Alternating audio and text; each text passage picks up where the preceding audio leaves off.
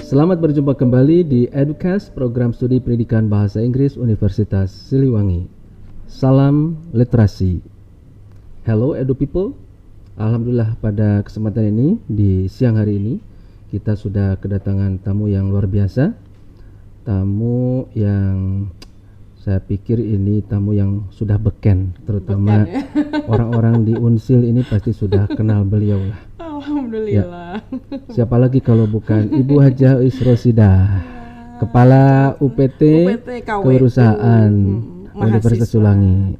Ada mahasiswanya. Oh, ada mahasiswanya. UPT KWU mahasiswa UPT KWU mahasiswa Universitas Siliwangi.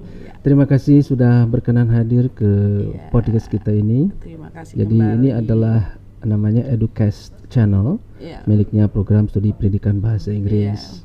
Nah, senang sekali ini Bu Haji sudah berkenan hadir di sela-sela kesibukannya ya Bu ya.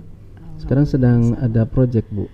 Ada nih, kebetulan di UPT itu sekarang masih progres di LIBSOS, Liga Bisnis Sosial. Liga Bisnis Siliwangi, Sosial. Ya. Penyelenggaranya Unsil atau ya UPT ya. Kita kerjasama dengan vendor dari pihak ketiga dengan Pojok Rakyat, Pak.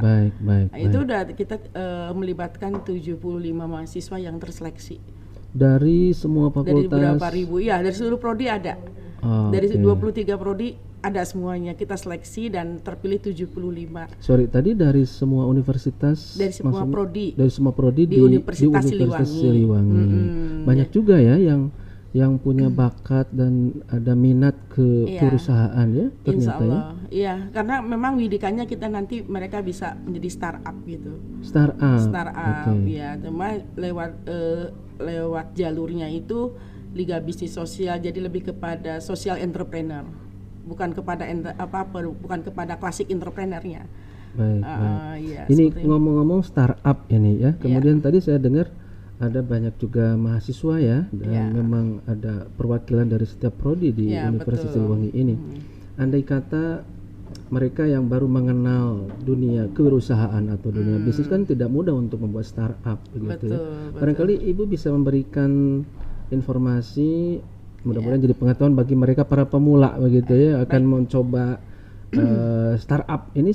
Bagusnya awalnya itu seperti apa Ibu? Baik, jadi sepertinya ini ya, kalau di kami itu sebetulnya UPT KWU mahasiswa itu salah satu tugas yang diembannya memang memberikan edukasi tentang entrepreneur. Itu baik untuk mahasiswa yang memang sudah memiliki bakat ataupun yang belum memiliki bakat. Terutama kalau yang sudah memiliki bakat, sebetulnya mereka kan tinggal melanjutkan ya. Nah, kalau yang belum itu memang harus melakukan banyak konsultasi ke kami. Artinya mereka harus paham betul apa yang menjadi bidikan mereka untuk memulai usaha seperti itu. Jadi kan kami juga belum tahu ini kalau ada mahasiswa datang mereka itu sukanya apa. Biasanya ngobrol-ngobrol dulu, kemudian nanti setelah beberapa kali konsultasi barulah kita bisa melihat, oh dia itu misalnya di passion, atau misalnya oh dia itu di jasa, di pelatihan. Banyak Pak, ada juga yang di otomotif, bahkan bikin game-game itu juga kita layani. Mereka bikin game kemudian pengen ada usaha Bu, nanti game ini misalnya dipakai untuk e-commerce atau untuk betul. Itu bisa. Jadi memang harus dimulai dengan konsultasi. Baik, jadi memang ini sepertinya ada jual beli barang dan tapi juga melakukan pelayanan jasa ya. Iya, bisa bisa juga ya. Dan itu bisa difasilitasi oleh UPT ini ya, kewirausahaan ini ya Bu. Bisa, karena tapi sangat tergantung juga kepada proposal yang masuk ke kami itu kan nanti dikoreksi oleh dosen KWU yang ini tanggal 30 ini mau kita sertifikasi sebanyak 24 dosen KWU. Wah, luar biasa. Ya, ini. Itu kita akan berangkat bareng ke Jakarta. Nah, nanti dosen-dosen KWU ini insya Allah akan kita pasang untuk melakukan koreksi terhadap proposal yang memang sangat layak untuk bisa dibiayai. Betul. Bagus Bu, betul. Jadi memang harus ada certified kompetensi. Dan tadi saya dengar 24 orang dosen 24. KWU. Artinya dosen ini yang mengajar mata kuliah kewirausahaan. Iya. Ya. Itu di semua fakultas. Kita kemarin kami itu sudah silaturahmi ke semua dekan secara pribadi untuk meminta izin. Alhamdulillah ininya sangat luar biasa sekali dukungannya. Kita baik. Tapi tadi kata Ibu ada proposal dulu ya. Ya. Nah, barangkali tadi diawali dengan bincang-bincang dulu, ya, kayak konsultasi informal begitu ya. Bu, saya pingin usahanya di bidang betul. atau mungkin dia nggak ngerti juga mau usaha apa gitu. Kemudian cocoknya sih untuk sekarang apa sih gitu ya, bisa saja ya Bu ya. Iya. Tapi sebetulnya kan kita masih ada ada kategori sebetulnya kan. Makanan minuman itu kuliner itu banyak peminat ya. Tapi juga ada kategori jasa dan perdagangan, ada industri kreatif, ada teknologi, peternakan dan perkebunan. Itu semua sebetulnya kalau memang yang belum pernah melakukan bikin proposal seperti itu, ngobrol-ngobrol aja dulu, nanti dia tahu sebetulnya saya itu mau masuk kategori mana. Dan itu dibimbing, sebelum mereka dibimbing secara ngobrol begitu, kemudian nanti mereka membuat proposal, dimasukkan ke kami periksakan kepada dosen KWU, insya Allah karena anggaran kita juga sebetulnya cukup untuk bisa membiayai mahasiswa. Kalau untuk 20-30 proposal mahasiswa senilai 5 juta rata-rata ya, itu tahun ini kita bisa danai itu. Gitu. Dan memang proposal itu untuk melihat apakah dia punya rencana usahanya itu rasional apakah tidak gitu ya. Betul, harus rasional. Kalau nggak rasional nggak kita danai juga. Tadi Ibu bilang sekitar 5 juta ya. Iya, itu maksimal karena kemampuannya ya. kita ya. Jadi dari nanti ada review proposal yang eligible proposal itu, kemudian nanti mereka masuk ke tahap berikutnya untuk diseleksi lebih ketat lagi gitu ya. Baik. Dan sementara ini yang sudah berjalan dan ini barangkali juga akan sangat menjadi informasi yang sangat penting untuk teman-teman mahasiswa. Ini bukan isapan jempol, tapi memang sudah terlaksana dan barangkali mereka ketika ingin mencoba lebih dekat kepada dunia usaha, dunia industri atau DUDI begitu ya. Loh, ada temannya nih mahasiswa sendiri nih. Kayaknya akan lebih enak untuk berkomunikasi ya, Bu ya. Itu. Ya karena sebetulnya kan itu proposal 5 juta itu untuk per kelompok maksimal 5 orang anggotanya. Kalau misalnya mereka 3 juga bisa sebetulnya seperti itu. Tapi yang harus saya sampaikan nih sekalian saja ya Pak ya, sebetulnya kita itu punya 2 skema. Pertama skema yang disebut sebagai proposal untuk kewirausahaan klasik sama kewirausahaan sosial. Kewirausahaan klasik sama sosial dan sosial itu beda berarti ya? Bedanya begini, kalau kewirausahaan sosial yang sudah kita jalankan, kita itu kan kemarin sudah terjunkan tuh yang pertama ke Bojonggambir 25 mahasiswa, kemudian yang baru datang kita jemput kemarin 25 mahasiswa ke Cikajang, dan besok tanggal 11 kita terjunkan 25 mahasiswa di Kampung Turis, kemudian di nelayan, kemudian di herbal, juga di pasar tradisional. Nah itu masuk ke dalam program yang kedua tadi, kewirausahaan sosial. Brandingnya kita adalah dengan nama LIPSOS itu, Liga Bisnis Sosial Siliwangi. Betul. Nah kalau itu langsung mendapat tiket emas, mereka pasti langsung dapat pembiayaan. Yang LIPSOS. Iya. Ya itu yang 5 juta itu otomatis mereka nanti sudah dijemput, kemudian kita dijemput dari target kampung, kemudian kita ajari bagian mana proposal, dan itu otomatis mendapat pembiayaan tanpa seleksi. Tapi kalau yang klasik, tapi kalau proposal mah wajib ya, karena wajib, ada deskripsi mau apa ngapain itu. Iya, karena nanti kan kita juga berikan formatnya seperti apa, kemudian juga mereka 5 hari di desa itu kan bagaimana masalah sosial yang ada itu bisa dipecahkan dengan strategi bisnis. Nah ini kan udah beberapa kali yang datang ke tempat kami, dan alhamdulillah sih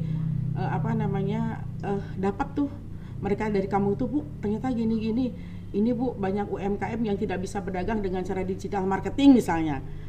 Memang itu sederhana, tapi kalau itu kemudian produknya dimasukkan ke desa yang mereka datangi kemarin, itu menjadi luar biasa.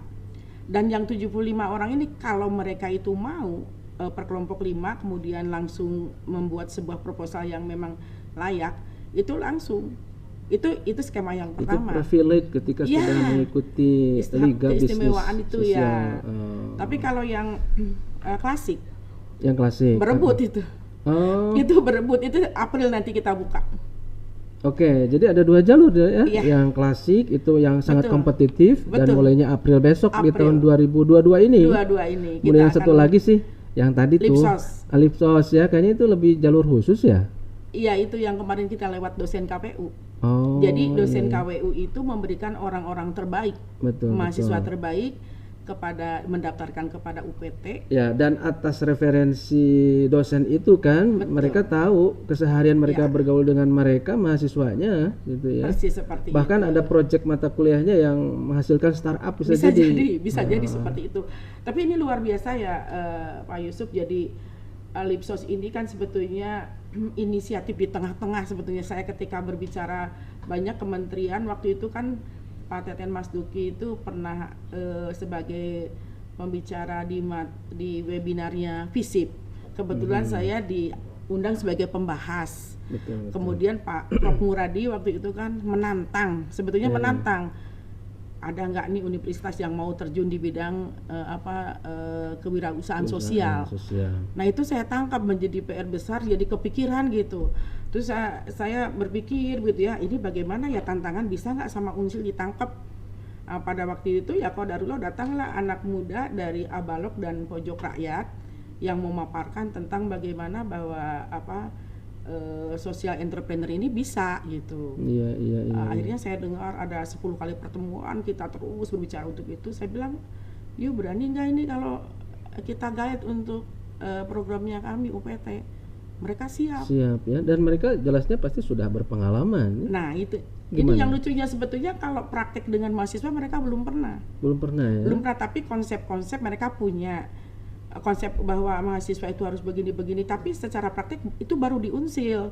Iya, Hanya iya. saya kan punya tanggung jawab. Iya. Saya bilang, udah kita jalan bareng-bareng saja.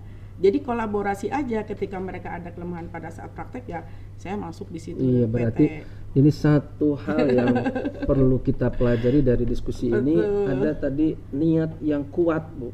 Iya, Niat betul. untuk bisa katakan kalau banyak mahasiswa yang biasa-biasa saja, kuliah saja cukup, datang ke kampus, pulang lagi, Betul. kebiasaan seperti itu. Tapi ada mahasiswa yang memiliki jiwa keurusan yang kuat, kemudian memiliki niat yang tinggi, Nah itu. tapi mereka kadang putus di tengah jalan ketika tidak ada lembaga atau orang yang menaunginya gitu Bu ya. Dan mereka sepertinya lebih close kepada UPT kewirausahaan dalam rangka juga difasilitasi niat-niat baik mereka itu ya Bu ya. Iya. Saya mungkin perlu menyampaikan begini, kenapa ada Lipsos gitu ya, ada social entrepreneur. Iya.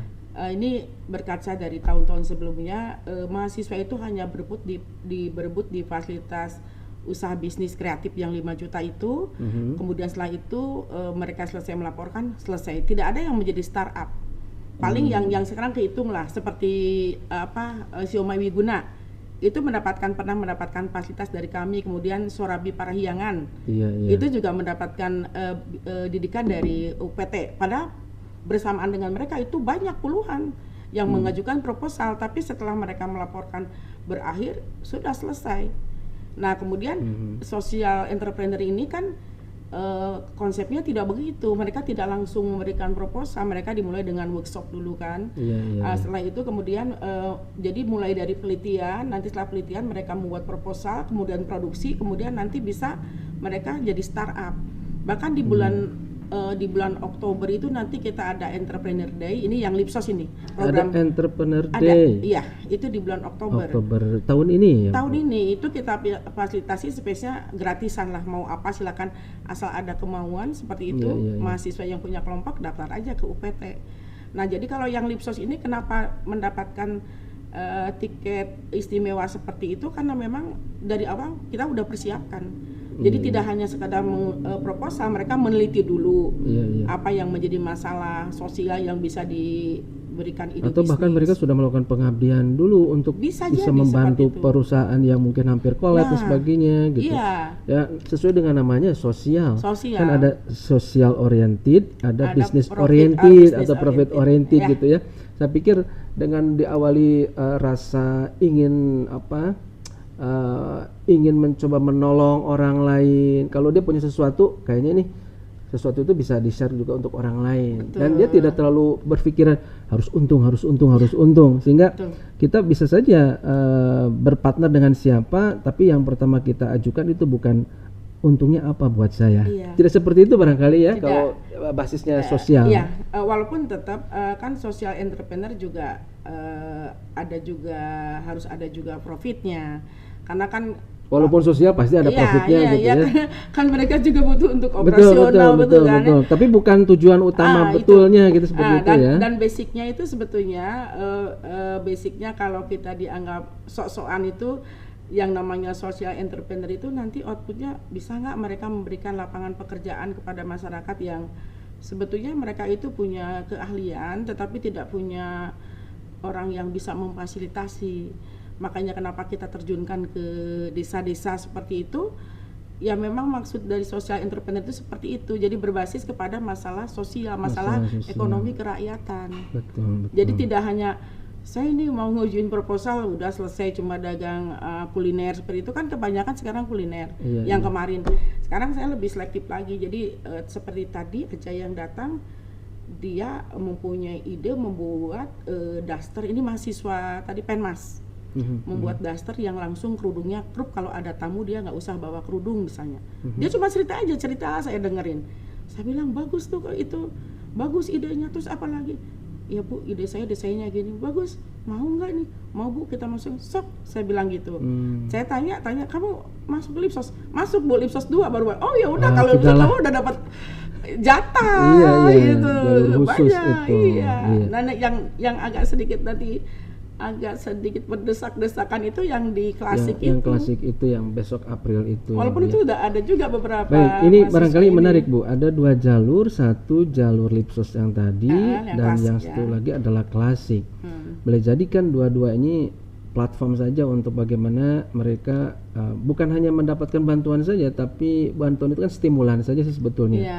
Maksudnya adalah bisa jadi mahasiswa kalau memang dia punya modal sendiri gitu ya, dia juga punya partner. Ketika memang mereka mau pilih jalur yang mana sih gitu. Saya pikir kadang ada juga yang ini gimana nih kalau dapat jalur khusus tadi nih Lipsos, caranya seperti apa? Walaupun tadi memang ini ada rekomendasi dari dosen KWU-nya ya gitu. Gimana Bu itu Bu? Supaya dari jalur ini dapat gitu. Bisa, kalau 2023 itu dibuka untuk umum. Kalau kemarin kan kami itu idenya muncul di tengah-tengah. Kalau kita sebar, teman-teman mahasiswa nggak tahu apa ini Lipsos kan gitu. Karena itu idenya juga pertengahan 2021 berarti ya Bu ya? Iya, saya masuk itu kan baru 2 bulan, kemudian ada ide itu. Kemudian kita beri nama Lipsos ya, kita gembor-gemborkan kemana-mana Lipsos seperti itu. Kita kepikiran nih mahasiswa kan pada nggak tahu apaan Lipsos kan, yang tahunya mereka fasilitas usaha bisnis kreatif yang sudah terbiasa. Maka saya di UPT itu berdiskusi, udah kita coba WA semua dosen KWU dengan menyebarkan Google Form, kemudian dosen KWU masuk ke link kita, kemudian kita berikan pengumuman dan permintaan bantuan untuk memberikan mahasiswa itu. Dari 23 itu kan kalau masing-masing 2 orang ada 43, semuanya kan 75. Nah yang 43 itu udah masuk terdaftar, sisanya berarti berapa tuh 75 dikurangi 43, berarti 32 orang mahasiswa itu di luar, baru kita sebar. Jadi yang 43 mahasiswa yang dari dosen KWU itu kita minta bantuan karena takut nggak ada yang ikut daftar, nggak tahu kan Lipsos itu apa, sosialisasinya kan juga belum ini. Nah udah 43 masuk, udah kita kunci, sisanya kita sebar lewat BEM. Baik. Kalau nanti tahun 2023 itu kita langsung sebar semuanya, jadi karena sudah gaungnya kan sudah ada di sekarang. Nah, jadi boleh siapa aja, nanti nggak usah lewat dosen KWU juga nggak apa-apa. Iya. Baik. Untuk yang jalur masih di jalur khusus ini nih, yang Lipsos ini, ada nggak kriteria bahwa mahasiswa yang akan diberi bantuan eligibilitasnya ini apakah perusahaan sudah punya perusahaan kecil sudah berjalan sekian lama kah, ataukah boleh juga yang baru-baru? Boleh yang baru. Boleh juga yang baru. Bahkan kalau yang syaratnya itu justru salah satu syarat utamanya itu angkatan masih baru ya 2002 kemarin itu 2019-2020 terus pernah mengenal usaha begitu aja karena 5 hari itu kita didik. Oh iya. Kalau yang sudah punya sebetulnya dia kan sudah kayak yang tadi dibawa ke Bojong Gambir untuk analisis situasi gitu ya. Oh. Jadi 5 hari itu kita didik, dia baru mengenal usaha atau dia udah punya usaha di orang tuanya, kemudian dia memperdalam di Lipsos, ayo boleh. Tapi nanti kalian kerjasamanya sama teman-teman satu Lipsos. Walaupun itu usaha ibunya mau mengembangkan, tapi bagaimana kemudian kreativitas mahasiswanya ada sentuhan di Lipsos itu, karena ini kan mahasiswa banget seperti itu. Sedikit minta bocoran aja Bu, kuota untuk jalur Lipsos dan yang klasik pasti beda ya? Beda. Kalau untuk bocoran yang tahun ini kan sudah selesai, yang Lipsos sudah selesai nih. Oh iya, udah selesai kan, 75 terseleksi itu udah selesai, tinggal 75 mahasiswa. Udah selesai, tinggal besok 11 Maret ini kita yang batch 3 ini 25 orang ke Pangandaran. Itu kita terjunkan di kampung turis, kemudian di nelayan tradisional untuk mengenal apakah ada hal-hal yang bisa dibuat oleh mahasiswa membantu mereka. Kemudian di tanaman herbal sama di pasar-pasar tradisional. Itu selesai, mereka kita jemput tanggal 6 ya, tanggal 6. Setelah itu masuk klasik. Berapa lama di Pangandaran? 5 hari semuanya. 5 hari Satu meluncurkan satu kelompok itu 5 hari. Cikajang, Bojong Gambir, Pangandaran. Tapi Lipsos tahun depan kita merencanakan mudah-mudahan itu bisa tercapai, kita 200 kan akan mengangkat 200 mahasiswa. Oh, lebih banyak lagi ya. Ini karena berhasil ya di periode saya sebelumnya. Indikator berhasilnya sebetulnya belum bisa ya, karena belum selesai sih ya. Yang Pangandaran belum selesai. Tapi ada keyakinan ya. Pada saat kita monef itu ada progres. Jadi mahasiswa yang tadinya benar-benar nol atau yang baru tahu begitu, ketika mereka pulang kemudian mereka diajak bicara, pemahaman tentang bisnis dalam pemahaman yang mereka itu sudah kelihatan progresnya. Bahkan udah ada yang berani, tadi yang saya katakan kan, ada yang sudah mulai, Bu saya punya desain gini, bolehkah kalau saya bisnisnya itu di pelatihan untuk teman-teman penduduk di kampung yang nggak punya kerjaan terus bikin daster. Saya bilang boleh, sangat bisa. Kita tidak akan menutup ide apapun selama itu masuk dalam kategori yang tadi, silakan. Dan itu semangatnya kelihatan. Sudah ada 2 grup yang datang. Iya. Sebentar Ibu. Tadi Ibu bilang sebagai contoh yang kemarin Lipsos itu ada 75 mahasiswa, tapi kan tidak 75 kali sekian gitu ya, sekian rupiah, tapi 75 itu akan di-wrap up menjadi kelompok-kelompok. 15 lah ya. Nah, kalau 15. Katakan kelompok gitu, ada jumlah total kelompok yang bisa didanai dengan klasik ya. Dengan klasik. Kalau anggaran kita itu kan sekitar memang kemarin Lipsos itu sebetulnya kan tadi saya katakan ide kreatif di tengah jalan. Jadi tapi sekarang dia sudah mengambil porsi 15. Biasanya itu kita yang proposal yang masuk itu sampai 100. Kadang-kadang mereka kasihkan proposal terus kita dikoreksikan. Ini mah dengan 2 juta juga 4, bisa. Yang 5 juta bisa, tapi ini dikoreksi 3 juta juga bisa. Ya kita ACC 3 juta. Tapi kalau yang 5 juta misalnya peralatan memang ada yang mahal, di bawah 1 juta mereka beli, kemudian bahan-bahannya juga mahal, ya kita maksimalkan 5 juta. Baik. Jadi kalau sekarang udah terambil porsinya 15 kelompok. Jadi memang ada peruntukannya itu untuk operasional, untuk peralatan atau perlengkapan atau bagaimana? Betul. Jadi komposisi 5 juta itu anggaran yang sekarang sudah dibuat platformnya itu untuk bahan habis pakai.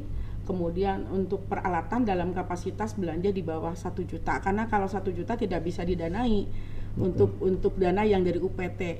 Tapi teman-teman ini nanti kan misalnya nih April dia ikut di tahun sekarang April ikut, kemudian menjadilah misalnya jadi startup lah gitu ya, yang memang bisa berdiri sendiri, atau tidak jadi startup pun tapi dia udah 6 bulan terhitung April mengikuti proposal itu, di tahun 2023 mereka bisa masuk KBMI dari kementerian, itu dananya sampai 50 juta. KBMI itu singkatan dari saya lupa nih KBMI itu kewirausahaan mahasiswa.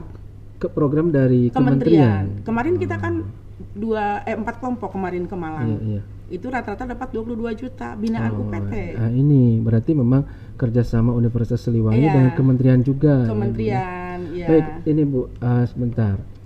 Kalaulah tadi ada yang dapat bantuan, ada yang 5 juta, 4 juta, 3 juta, tergantung dari proposal yang direview, kelayakan dari itu. Nilai itunya. Nah, ini jenis usahanya untuk jasa atau untuk barang? Kalau tadi kan kerudung barang. Ya. Terus tadi apalagi gitu ya? Tadi yang saya katakan 5 kategori itu.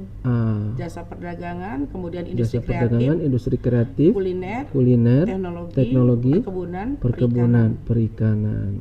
Boleh. Gitu ya. Mahasiswa misalnya di rumah punya usaha apa tentang perkebunan atau apa, kemudian ada hal yang sangat menarik. Apalagi kalau industri kreatif itu kan lebih kepada pemikiran yang luar biasa tentang teknologi ya. Nah, kemudian dikenakan ke dalam masalah perkebunan misalnya, atau bagaimana cara membuat pakan misalnya membuat mesin pakan untuk ikan itu supaya kita nggak usah diawur-awur, tapi cukup di pencet tombolnya terus pakannya keluar sendiri, stop sendiri. Itu boleh. Iya. Itu betul. Boleh. Pelatihan boleh juga. Misalnya ini anak-anak bahasa Inggris pengen punya lembaga pelatihan, tapi mereka mencoba dulu dengan fasilitas ini. Baiklah. Kita cek gitu. Ini menarik sekali nih. Tidak terasa nih mau hampir setengah jam kita ini, Bu ya. Sepertinya ini harus ada sesi kedua gitu ya. Sesi yang kedua. Nah, baik, Ibu, di penghujung bincang-bincang kita ini barangkali Ibu ada pesan-pesan kepada mahasiswa supaya ikut program kewirausahaan. Baik, terima kasih ya Pak Yusuf ini atas hari inilah bincang-bincang kita. Saya hanya pesan begini, sebetulnya kesempatan itu sangat luas di UPT ya. Artinya silakan teman-teman mahasiswa untuk bisa menyampaikan proposal kepada kami, terutama yang dekat ini adalah di bulan April. Itu boleh untuk memajukan proposal dengan nilai pembiayaan maksimal 5 juta. Ya, itu saja barangkali. Jadi kami tunggu, silakanlah sebanyak-banyaknya, kan tadi ada koreksi juga gitu ya. Baik, teman-teman mahasiswa, tadi sudah kita dengarkan bincang-bincang dengan Ibu Haja Uis Rosida. Beliau adalah Kepala UPT Kewirausahaan Universitas Siliwangi itu ya. Dan tadi pesan-pesannya supaya memang segera untuk bisa melihat kesempatan ini dan langsung mengajukan proposal. Ya. April ini ya, Bu ya. April. Baik. Terima kasih banyak Ibu atas kesempatannya, luar biasa sekali hari ini. Mudah-mudahan bermanfaat untuk mahasiswa kita. Insya Allah. Ya. Terima kasih. Assalamualaikum.